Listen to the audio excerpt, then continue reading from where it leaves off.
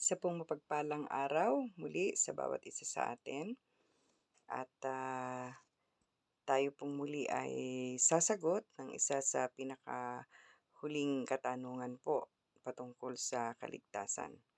So, ito po ay nagtatanong ang isang hindi po nakakaunawa tungkol sa kaligtasan na isang katanungang bakit kailangan kong maligtas? No? Maaring ito po ay tanong mo din sa iyong sarili at sana po ay makatulong upang masagot po ang ating katanungan.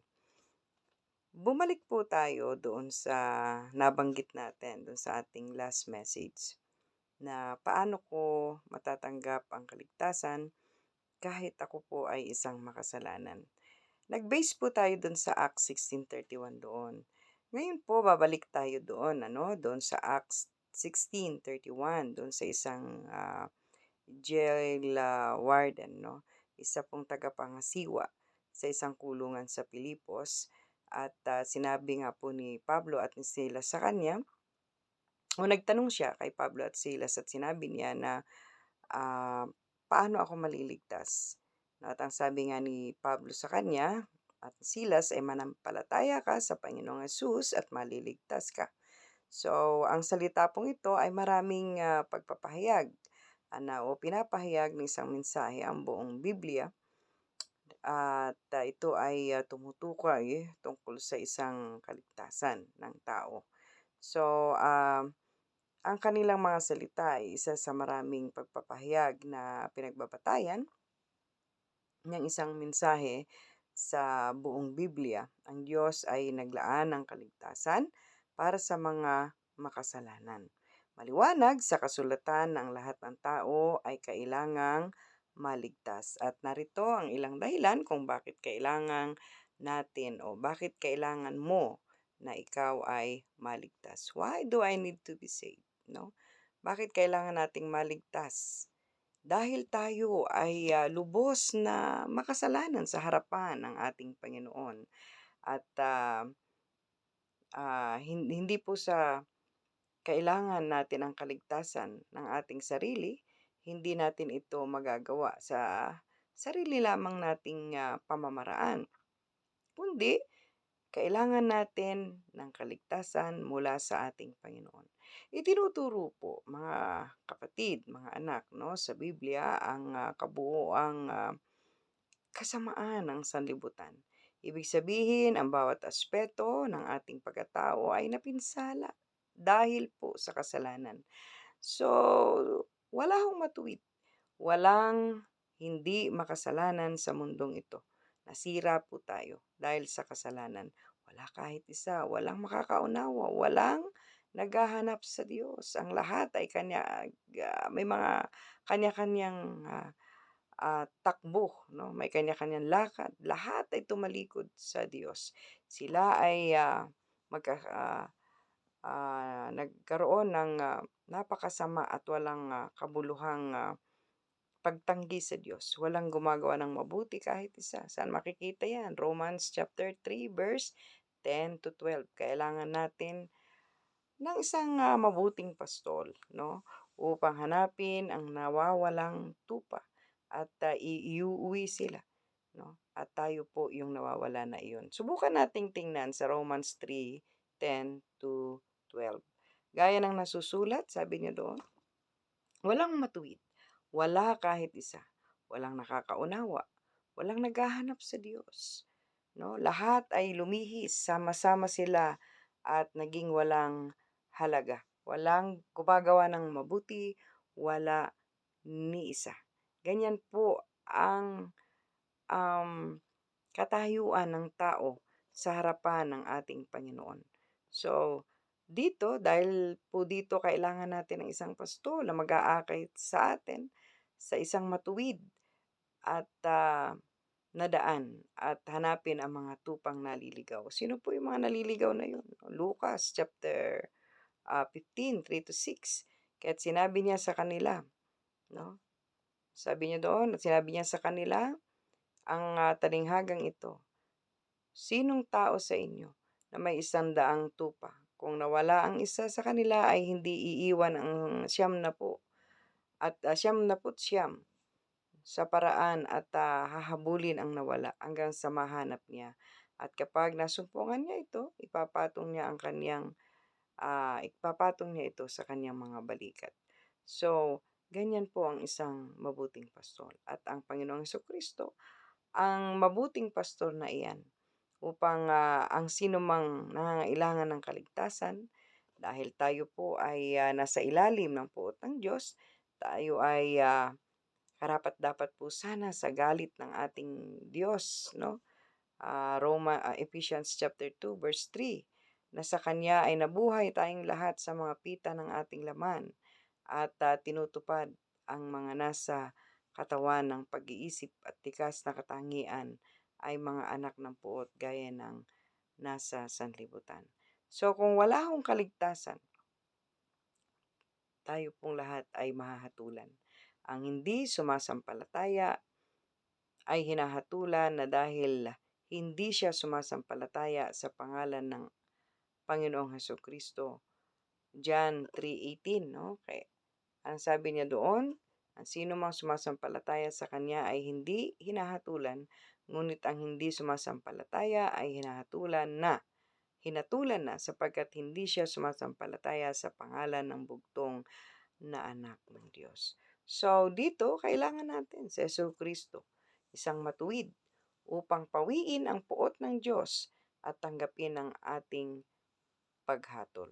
So, kailangan nating maligtas dahil tayo ay nasa panganib na tayong lahat ay mabubulid sa dagat-dagatang apoy sa impyerno. Kaya kailangan natin ng kaligtasan. Pagkatapos ng kamatayan ay darating sa atin ang paghuhukom.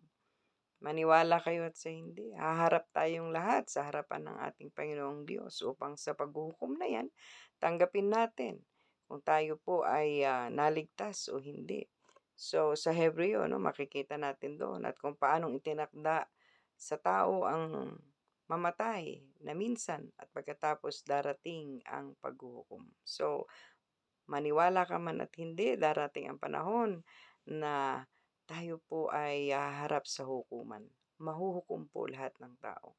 Kung ikaw ay nagsisi sa iyong harapan, kahit ikaw ay humarap sa paghuhukom, ikaw ay mapupunta sa kaliwanagan, sa buhay na walang hanggan. Pero tiyak po na ang haharap sa hukumang ito ay yung matatagpuan na siya ay makasalanan sa harapan ng Diyos. Pero meron pong isang mabuting pastor. Kung mamamatay tayo nang walang kaligtasan sa Diyos, makakatagpo po tayo ng katulad ng isang mayaman na itinaas ang kanyang mga mata sa Hades na nasa pagdurusa doon sa Lucas chapter 16 verse 23. Kailangan po natin ng tagapagligtas na magliligtas sa atin mula sa kapalaran na naghihintay sa atin. Walang iba po kundi ang kamatayan. Kailangan nating maligtas dahil patay tayo espiritual sa harapan ng ating Diyos. So bago ang kaligtasan, makikita po na tayong lahat ay makasalanan o patay sa harapan ng ating Diyos. Colossians 2:13, ano po ang sabi niya doon?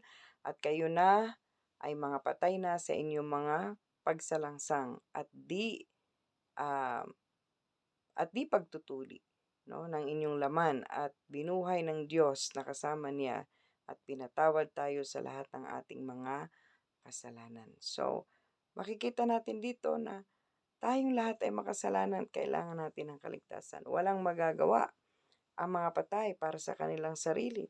Kung tayo po ay patay sa harapan ng Panginoon, kailangan natin ang muling pagkabuhay.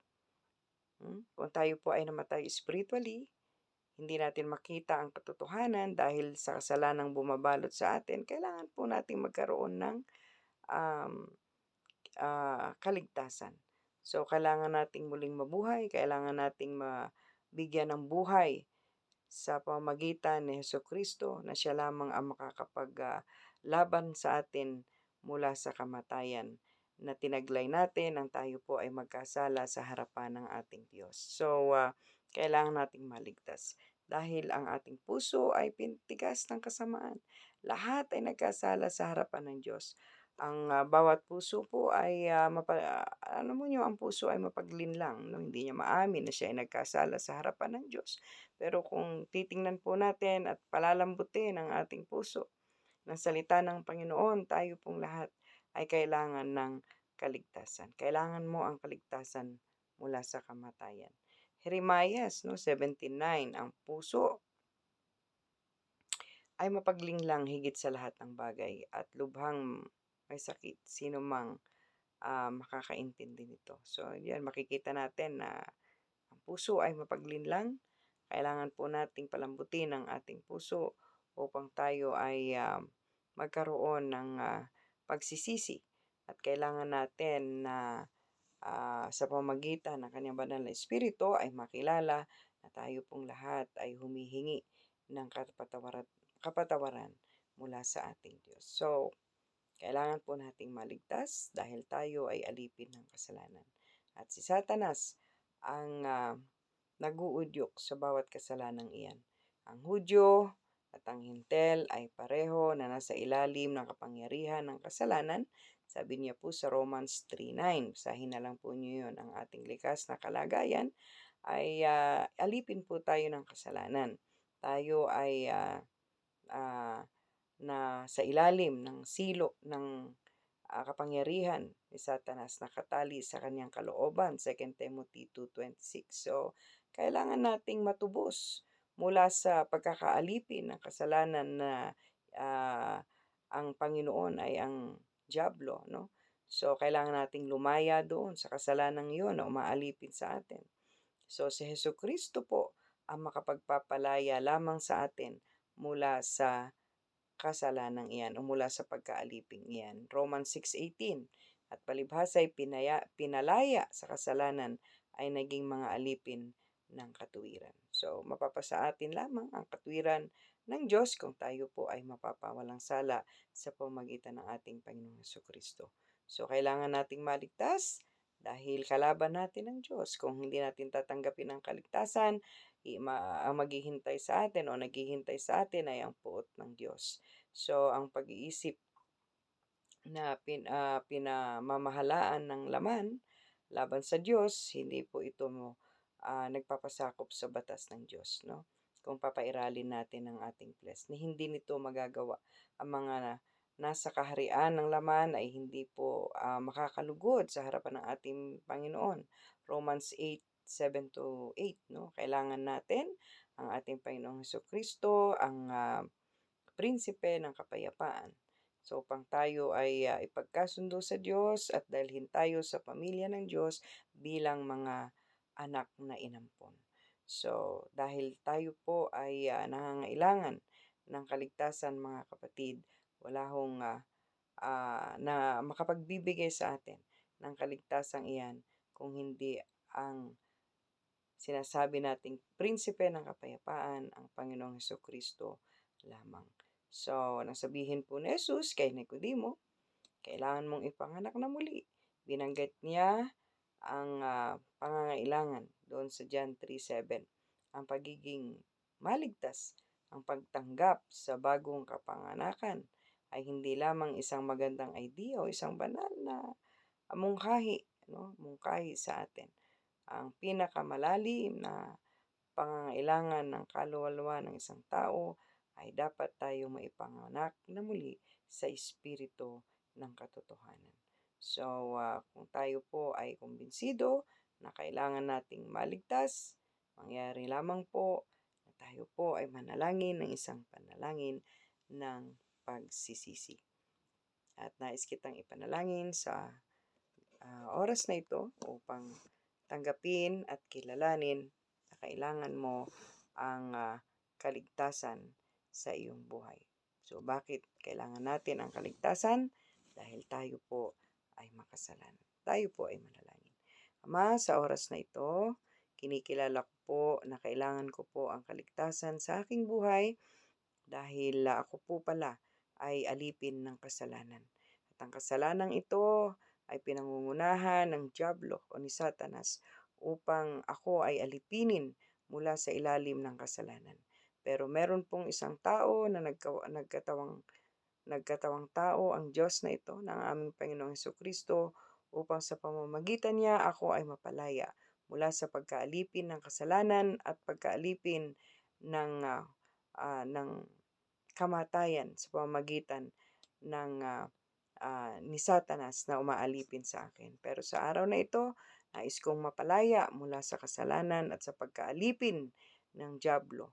At wala pong makapagbibigay nito kung hindi ang Panginoong Hesukristo at kailangan ko po ito sa aking buhay. Kinikilala ko po na ako po ay makasalanan at kailangan ko po ng kaligtasan. Tinatanggap ko ang Panginoong Hesukristo bilang kaligtasan ng aking kaluluwa at ibinibigay ko po sa iyo ang lahat ng aking buhay. Sinusuko ko po sa iyong lahat ang aking buhay, ang buong pagkatao ko, upang ako ay iyong ariin at maghari ka sa aking buhay. At aking pangalan ay ilista mo po sa libro ng buhay, upang pagdating ng paghuhukom, ang aking pangalan ay masama sa librong iyan at ako po ay magkakaroon ng buhay na walang hanggan sa pamamagitan ng Panginoong Hesukristo na siyang hari ng mga hari at Diyos ng mga didiyos na nagbibigay ng buhay na walang hanggan sa mga taong kumikilala na kailangan ng kaligtasan. Ama, salamat po sa oras na ito. Ito pang aking panalangin mula sa aking puso sa pangalan ng Panginoong Hesus. Amen. Amen. Sana po ay tayo ay magpatuloy sa ating pagkilala ng mas malalim pa sa Panginoong Hesukristo sa mundong ito. At salamat po, magandang araw sa ating lahat. God bless everyone.